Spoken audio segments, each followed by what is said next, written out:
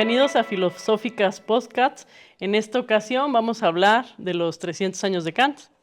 Kant nació el 22 de abril de 1724 y en honor o en homenaje a estos 300 años pues hemos tenido una serie de eventos, no solo en la Facultad de Filosofía y Letras de la UNAM, que fue el evento del Congreso de los 300 años de Kant, sino que aquí en nuestro Instituto de Investigaciones Filosóficas se celebraron las jornadas kantianas, las cuales estuvieron organizadas por el doctor Pedro Stepanenko, con quien ahora tenemos el honor y el gusto de conversar.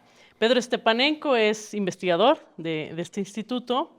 Pedro ha sido un especialista en la filosofía teórica de Kant. Pedro escribió 2 libros, o sea, sobre el tema, tiene más artículos, más textos, pero sobre el tema de Kant tiene 2 libros, que es Categorías de autoconciencia, y otro libro que habla sobre la unidad de la conciencia y la subjetividad en el filósofo mencionado. Yo quisiera preguntarle a Pedro Stepanenko, quien ha organizado estas jornadas kantianas en nuestro instituto, pues frente a los eventos que se están organizando alrededor del mundo, porque bueno, Kant es un filósofo, uno de los filósofos, pues, yo creo que más conocidos, ¿no? Incluso hasta más vendidos, ¿no? A nivel global. ¿Cuál es la pertinencia de los eventos que se organizan aquí en México? ¿Cuál sería la diferencia o qué podemos mencionar como importante en estos eventos frente a los que se organizan en otras universidades de otras latitudes del mundo? Pues muy bien, muchas gracias, Julieta, por tu pregunta, y pues me da mucho gusto estar aquí en este nuevo espacio del Instituto de Investigaciones Filosóficas. Sí, estamos celebrando los 300 años de Kant, pues como era de esperarse, en todos lados, las grandes universidades, pues se han organizado eventos para conmemorar. De hecho, la Sociedad Alemana de Kant quiso hacer el gran congreso de los 300 años en Kaliningrado. Kaliningrado antes era Königsberg, que es la ciudad natal de Kant, y ahí pues querían, ¿no?, los kantianos más fervientes que se pudiera celebrar los 300 años. Pero bueno, desgraciadamente con la guerra, la invasión más bien, a Ucrania, pues eso se postergó y ahora va a ser en Bonn. Y como tú dices, pues en muchos lados ha habido congresos, coloquios. En la UNAM, en la facultad, acaba de haber un coloquio muy interesante con muchas personas, con muchos académicos, sobre todo de México. Y aquí en el instituto, nuestras jornadas kantianas son algo relativamente modesto. De lo que se trata es de dar a conocer al público en general lo que los académicos que trabajan Kant están haciendo actualmente, ¿no? Y lo interesante, bueno, o lo distinto, digamos, en relación a los coloquios, es que tenemos el formato de nuestro seminario de investigadores, en donde, pues, tenemos más tiempo para exponer y para discutir. Es 1 hora de exposición y 1 hora de discusión. Entonces, son pues espacios de trabajo pues mucho más interesantes que los 20 minutos con el moderador que te está diciendo ya acaba, ¿no? Acá pues tenemos tiempo para exponer con cuidado las ideas y discutir entre nosotros, ¿no? Que eso siempre pues es, digamos, la base de la filosofía, ¿no? Sí, creo que es importante, ¿no?, profundizar en estos temas y bueno, comentar que también este evento se puede ver en línea. Para quien finalmente pues no pueda acudir o nos esté viendo de otro lado de la República, y también pues pueden venir al instituto, que generalmente ¿qué día se hace estas jornadas kantianas? A ver, están sucediendo, es en mayo, miércoles y jueves. Esta semana, por el Día del Maestro, nada más fue el jueves. Generalmente son los miércoles. No, son miércoles y jueves, a las 12 del día. A las 12 del día. Y bueno, vengan al instituto, por favor, o sea, no, o sea, falta gente que esté en los lugares, ya todo el mundo le prende a la camarita, ¿no? Eso no me parece correcto. Claro, sí. Bueno, también esperamos, no, tenemos una entrevista gente, como esta es distinto, claro. Sí, claro. No, pero tenemos gente de todas partes de la República, que, o sea, yo creo que esa es la bondad del Zoom, ¿no? Acercar a las personas que no pueden estar también en presente. Claro. Oye, Pedro, bueno, a mí me parece muy interesante que generalmente pues hay dos posiciones, ¿no? Y tú siempre te presentas como un especialista en la filosofía teórica de Kant. La otra parte sería la filosofía práctica de Kant. ¿Nos puedes contar un poco de esta diferencia? ¿En qué consiste que tú seas especialista en la filosofía teórica? Claro que sí, claro que sí. Bueno, me gustaría aprovechar tu pregunta para mencionar cuáles eran las 4 grandes preguntas de la filosofía para Kant. Y la primera es, ¿qué podemos conocer? La segunda es, ¿qué debemos hacer? La tercera, ¿qué podemos esperar? Y la cuarta, ¿qué es el hombre? En respuesta a la primera pregunta, ¿qué podemos conocer? Se hace filosofía teórica, o sea, cosas que tienen que ver con el conocimiento, con qué tanto podemos conocer. Y en respuesta a la segunda pregunta, ¿qué debemos hacer? Está la filosofía práctica, efectivamente, que no tiene que ver con aplicar la filosofía, sino con estudiar las acciones y los deberes, moral, derecho, política. Esa es, digamos, una manera de explicar la diferencia entre filosofía teórica y filosofía práctica. Yo me ocupo y siempre me he ocupado del asunto que tiene que ver con qué podemos conocer. Sin embargo, ¿qué debemos hacer? Pues se ocupa de temas muy importantes que trascienden el área incluso de filosofía práctica, pues cosas que tienen que ver con la libertad, pero también con la normatividad, ¿no? También en el conocimiento hay deberes, ¿no? Cómo debemos justificar nuestras creencias, ¿no? Nuestros juicios. Entonces, esa frontera no es rígida, ¿no? O sea, se cruzan. Muy bien, y bueno, dentro de este asunto de qué podemos conocer, ¿no? Que tú estás especializado, a mí me gustaría preguntarte actualmente si la filosofía de Kant tiene una pertinencia para, pues no diría que poner límites al avance tecnocientífico, pero sí para ser crítico y pensar hasta dónde puede conocer el hombre. O sea, ¿qué nos diría la filosofía kantiana en ese sentido? Bueno, ahí Kant, como es bien sabido, limitó el alcance del conocimiento a lo que puede formar parte de la experiencia. Solamente podemos conocer lo que es objeto de la experiencia. Esto es algo que hoy en día pues, nos suena un poquito anacrónico porque él lo que estaba era queriendo ponerle límite a las especulaciones acerca de pues, cosas que trascienden la experiencia, como Dios, el mundo como una totalidad y ese tipo de cosas, que eran temas pues, que habían ocupado a la tradición, ¿no? Entonces, en ese sentido, esos límites hoy en día pues, nos parecen algo evidente, pero que en la época de Kant no era así, ¿no?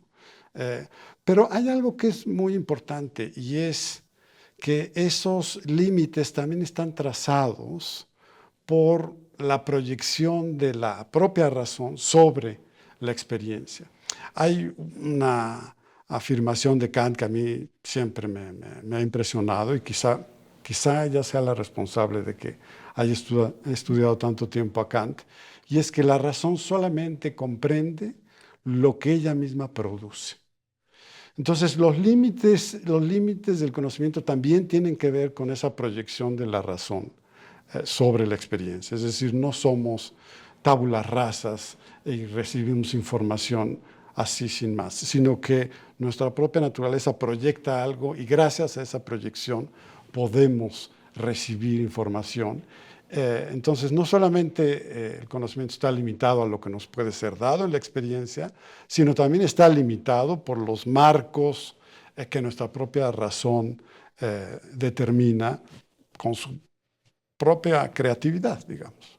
Sí, claro, o sea, Kant no es un idealista. Había como una discusión un poco hace un momento que derivado de estas jornadas de la sesión de hoy, algún académico decía que Kant es un idealista y decía no, porque sí hay, finalmente, si hay una proyección, si hay un contacto con el mundo, si hay una experiencia real que pues también es filtrada por el entendimiento, ¿no? ¿Cómo defenderías esto? O sea, Kant no es un idealista, es un materialista, ¿cómo lo...? No, es un idealista. ¿Sí? Total. y en dos aspectos, Ajá. en uno que yo no le compro y en otro que sí le compro. Ok.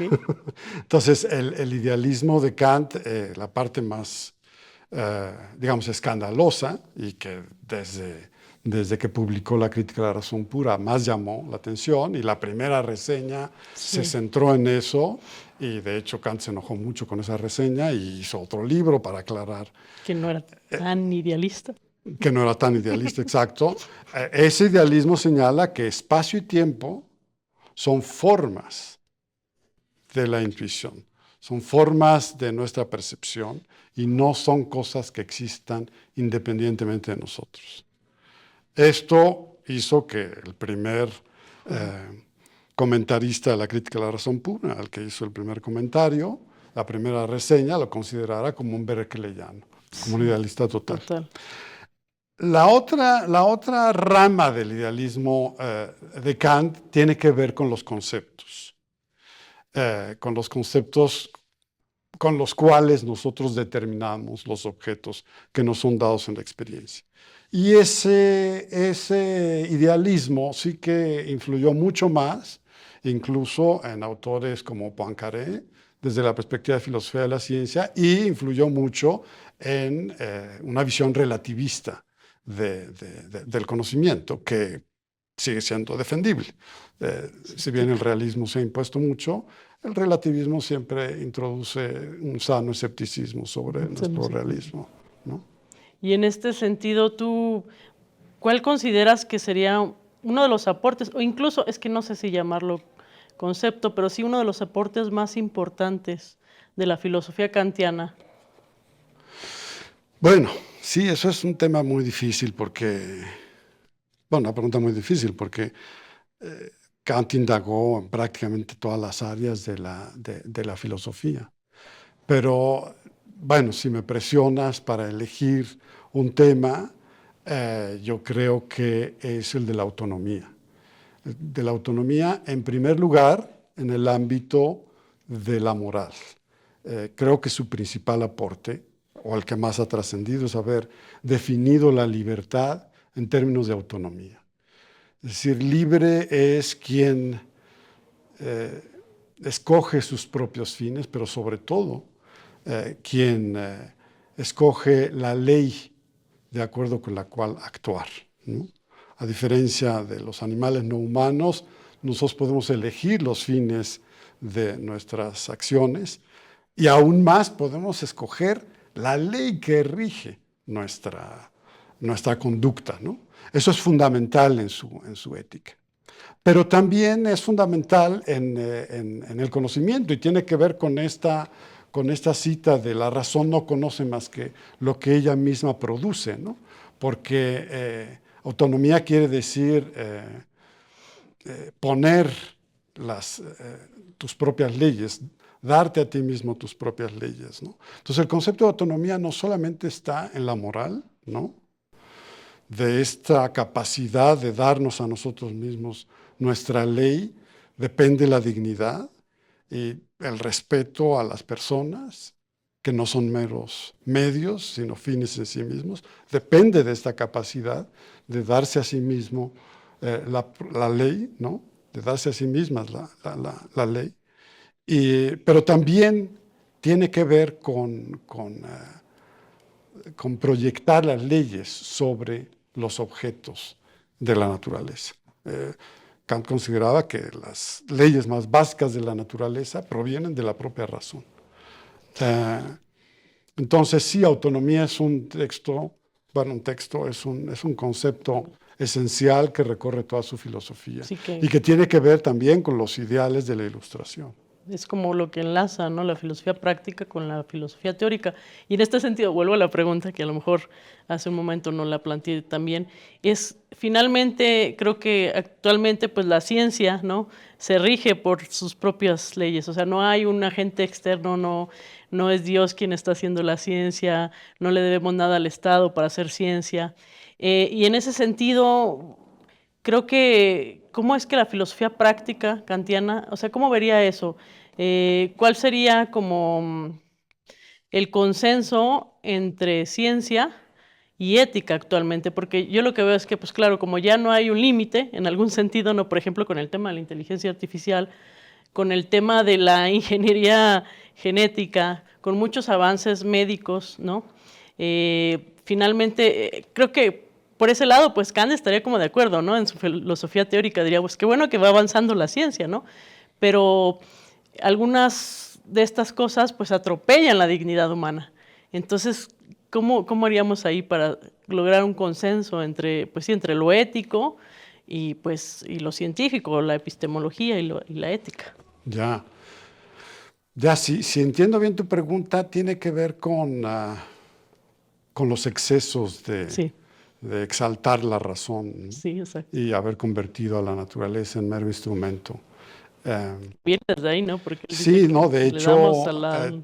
Adorno y Horkheimer hicieron un libro muy famoso que se llama La dialéctica de la ilustración, precisamente. Y, y lo primero que señalan es que, pues, hemos instrumentalizado la naturaleza, ¿no? La naturaleza se ha convertido en un instrumento. Bueno, yo ahí lo que haría es recordar la diferencia que hace Kant entre la razón instrumental y la razón sin más, ¿no? Entre los imperativos condicionales en el ámbito de la moral y los imperativos categóricos, ¿no? Que son los de la propia razón. Y ahí yo lo que diría es, el problema que tenemos con la instrumentalización de la naturaleza es que hemos utilizado a la razón como un instrumento para satisfacer nuestros deseos sin cuestionar nuestros deseos. Para legitimar la explotación. En donde Kant pone el dedo en la llaga e insiste mucho es en que la razón debe servirnos para elegir los fines de nuestras acciones. Entonces ahí es donde hay que cuestionar nuestros deseos, claro, y determinar los fines de nuestras acciones, ¿no? Y creo que eso es lo que hemos descuidado. Y pensar en el concepto de dignidad, ¿no? No, es muy importante en Kant el concepto de dignidad.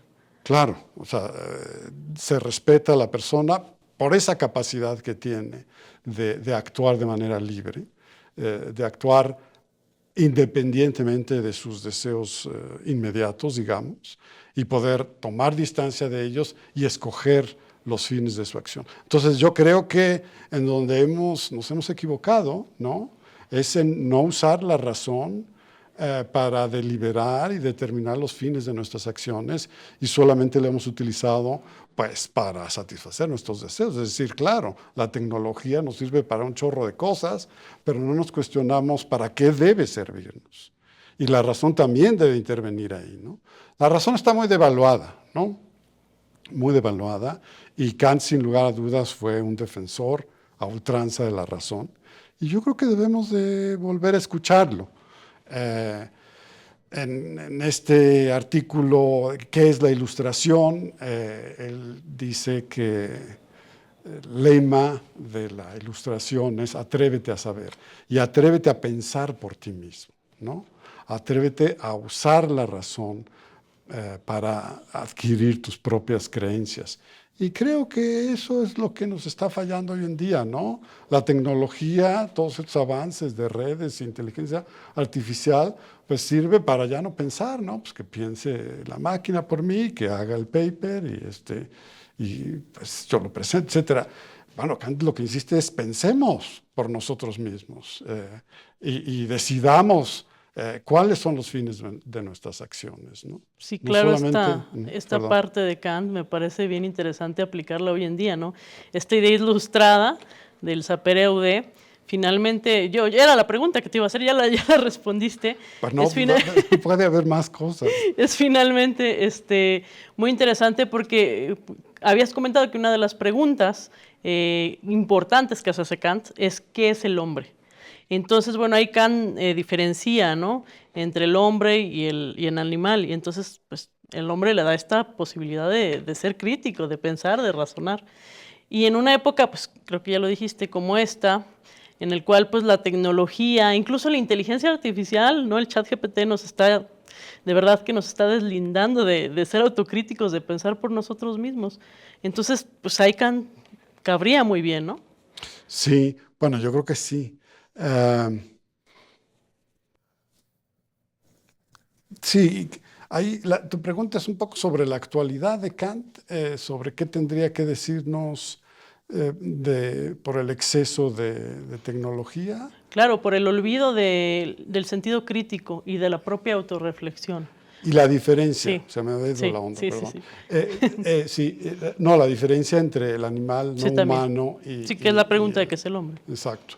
Bueno, ahí, y la pregunta de qué es el hombre, exacto. Ahí Kant no tiene propiamente un libro como La crítica de la razón pura, que tiene que ver con la pregunta qué podemos saber, la segunda qué debemos hacer, pues es la práctica, qué debemos esperar, eso tiene que ver con la religión dentro de los límites de la razón, como el título de su libro, pero también ahí qué podemos esperar en la tercera crítica, en la crítica del juicio, de alguna manera está presente.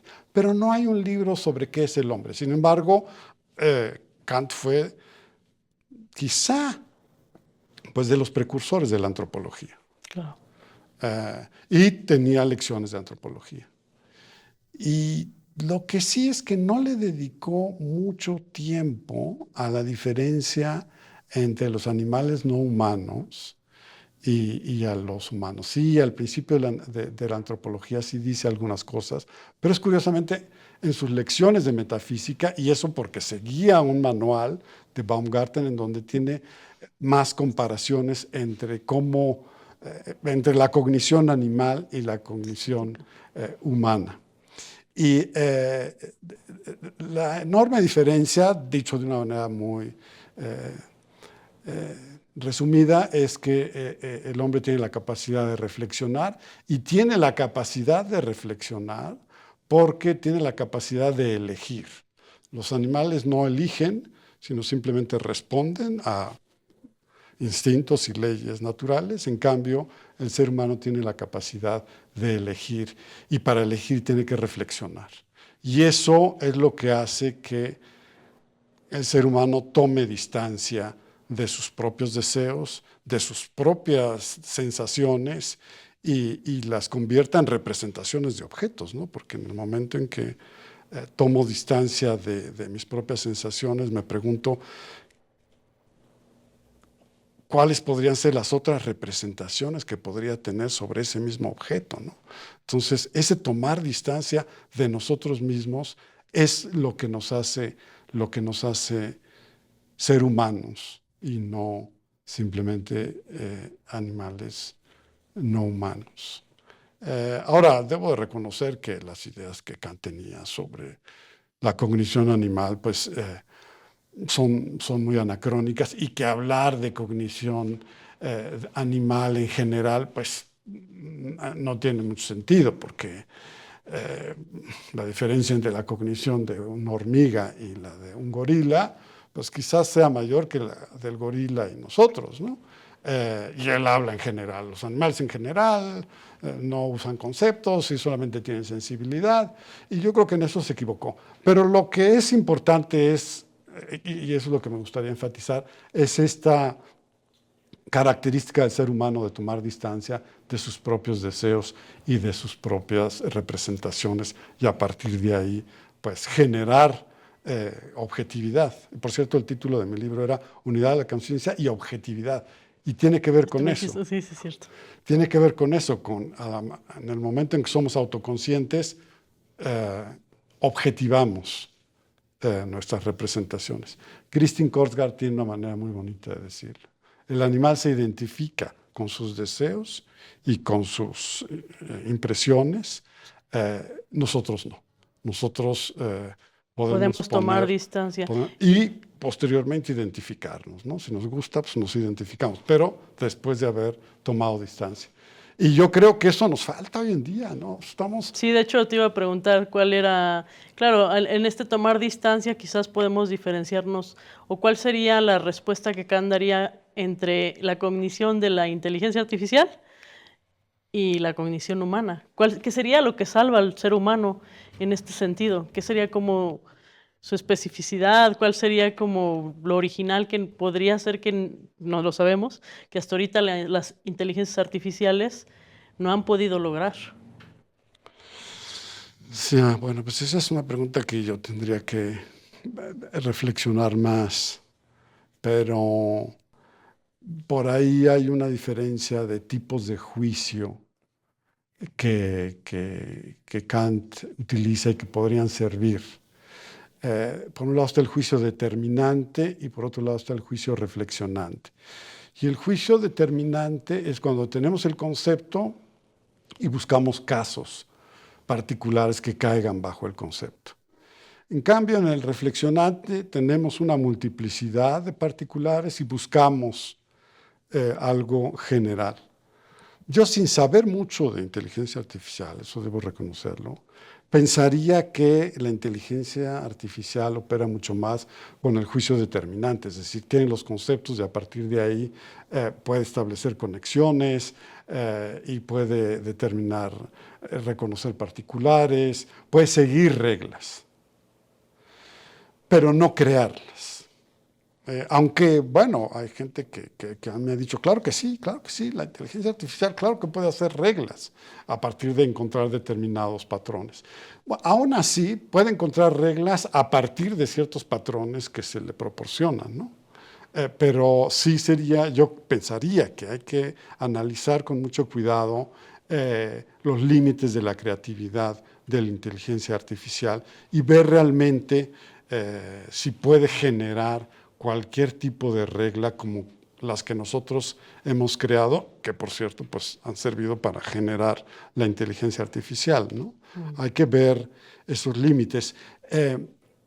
Kant asocia este juicio reflexionante también con la creatividad artística y con el genio, ¿no? El genio es el que está en buscar ciertas ideas y poder buscar la representación de esas ideas.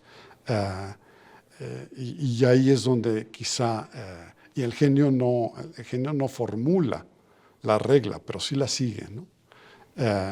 Entonces, creo que habría que buscar la respuesta a la diferencia entre inteligencia artificial e inteligencia humana desde una perspectiva kantiana, Claro. por ahí, por el juicio reflexionante, pensaría yo.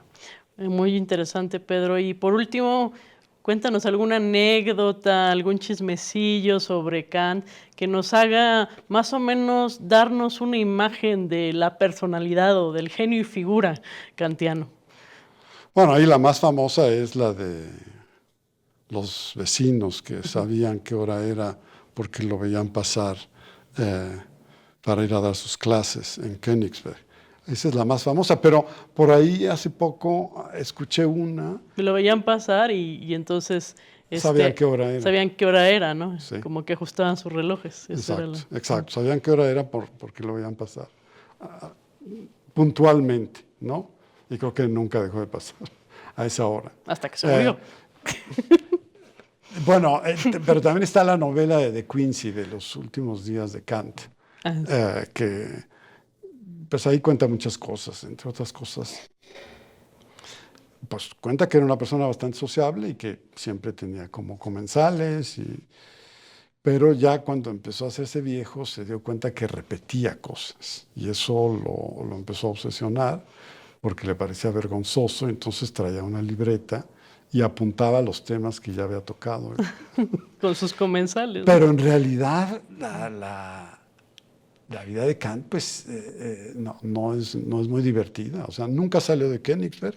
Ese es la otra anécdota que es muy comentada. Nunca salió de Königsberg. Alguna ocasión el médico le dijo que saliera al campo, etcétera, y regresó, pues yo creo, con un ataque de ansiedad a su casa. No, lo que yo quería recordar, que escuché hace poco, es que parece ser que cuando era joven, para ayudar a la familia, jugaba cartas y billar. Oh. Sí, y no sé si apostaba o algo así, y con eso sacaba una lanita.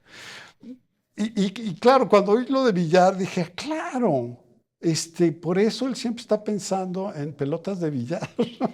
Y tiene por ahí en los paralogismos, que es cuando habla de la conciencia y del autoconocimiento, y que toca temas parecidos a los de identidad personal, habla de que los recuerdos y los estados mentales podrían ser como una fuerza que se transmite entre pelotas de billar, ¿no? Y dije, claro, eso debe ser porque conocía bastante bien la dinámica de las pelotas de billar. No recuerdo más. Alguna ocasión algún amigo me comentó alguna competencia de puntualidad que tuvo con un escocés y a ver quién llegaba antes puntualmente a un determinado lugar y pues parece ser que la diferencia fueron unos pasos antes del punto exacto en el que había de verse. Entonces tenía sus obsesiones. Sí, claro. sí, se nota cuando Un escribe. hombre que sí, no se sabe bien, por ahí sí hay alguna carta, pues nada de sus relaciones afectivas. Nunca vivió con nadie, Bien. nunca tuvo relaciones amorosas, ni con mujeres, ni tampoco con hombres. Hay un amigo que me decía que seguramente con Lampe, su mayordomo, tenía algún rollo, pero realmente son especulaciones y no podemos decir nada de su vida amorosa. Muy bien. Sí. Eso sí, mantenía una relación frecuente epistolar con sus hermanos, ¿no? Murieron, creo, varios de sus hermanos. Era una familia numerosa. Pero la verdad es que su vida está totalmente relacionada con su obra. Con su trabajo, con su obra. Pues muchas gracias, Pedro. No, pues un placer. Muchas gracias a ti. Pues muchas gracias por seguirnos hasta el final y nos quedamos muy entusiasmados para la siguiente emisión de Filosóficas, el podcast.